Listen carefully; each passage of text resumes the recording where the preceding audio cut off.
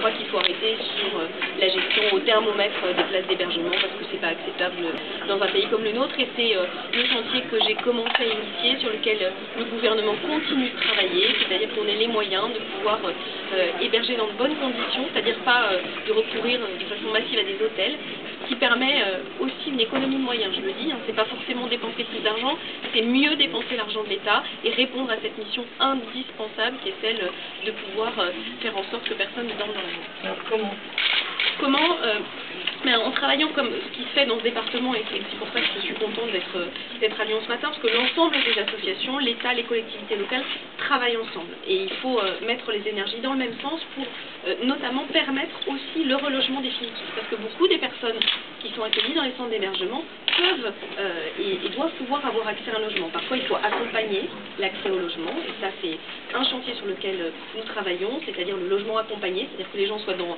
des logements classiques, mais quand ils en ont besoin, quand ils sont particulièrement fragiles, qu'ils puissent avoir un travailleur social qui les accompagne dans leurs premiers pas dans ce logement classique. Et ça, c'est un des moyens qui permet du coup que les centres d'hébergement, que les CHRS comme ici, aient leur mission d'accueil principale, c'est-à-dire d'accueillir les gens qui sont en situation de grande difficulté. Un moratoire sur les expulsions locatives, comme vous le demandez à l'éducation, c'est envisageable?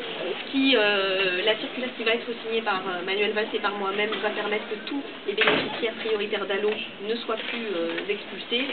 On est dans une situation schizophrénique où la loi nous oblige à loger ces personnes et la loi oblige aussi à expulser ces personnes. Donc c'est illogique, il faut qu'on sorte de cet illogisme et qu'on n'expulse pas, je pense tout particulièrement à des familles qui vivent la crise, qui ont eu des situations sociales qui s'aggravent et donc nous allons mettre en place un dispositif qui n'expulsera pas les familles qui ont prioritairement besoin d'un logement.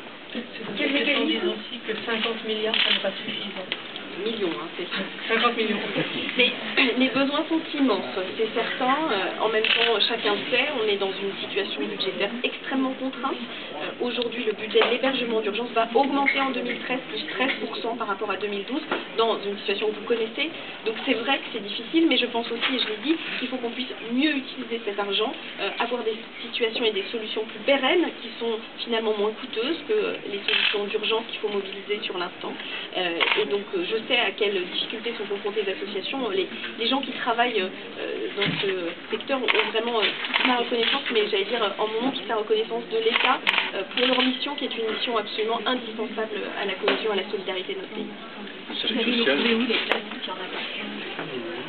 Nous allons entrer d'ores et déjà, ce qui est prévu c'est de pouvoir aller jusqu'à près de 19 000 places nouvelles, donc en pouvant mobiliser l'ensemble des bâtiments qui existent, des ressources qui existent déjà aujourd'hui, des places qui peuvent être à créer et j'ai pris attache avec un certain nombre de mes collègues ministres pour que du patrimoine de l'État, issu du ministère de la Santé ou du ministère de la Défense, puisse être mobilisé pour qu'on puisse avoir des lieux d'accueil qui, s'ils ne sont pas, je le dis, très confortables, soient plus dignes que des solutions qui sont des solutions d'extrême urgence auxquelles on a pu recourir pendant les années passées.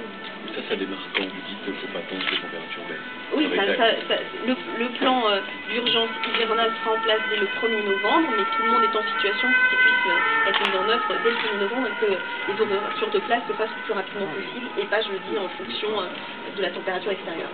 Il y a un problème au niveau du centre qui a refusé dans pas mal de régions beaucoup de gens qui étaient en souffrance.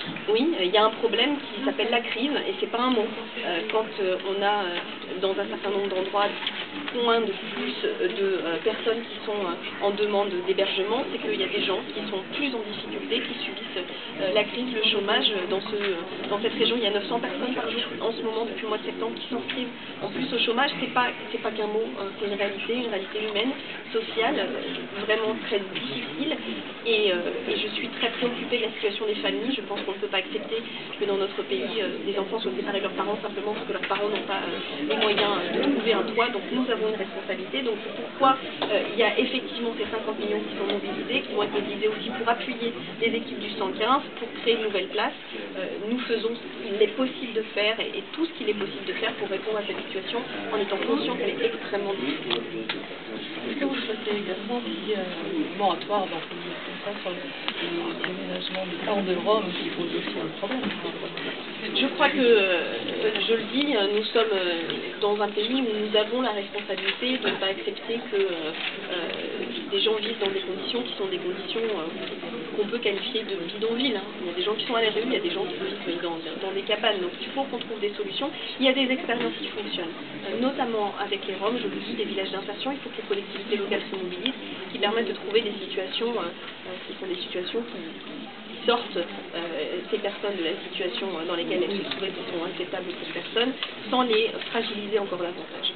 C'est une situation difficile, mais c'est une situation sur laquelle nous avons une responsabilité et j'entends que l'État réponde à cette exigence. Mais vous répondez bien à la question du moratoire sur les démantèlements de corps de destruction.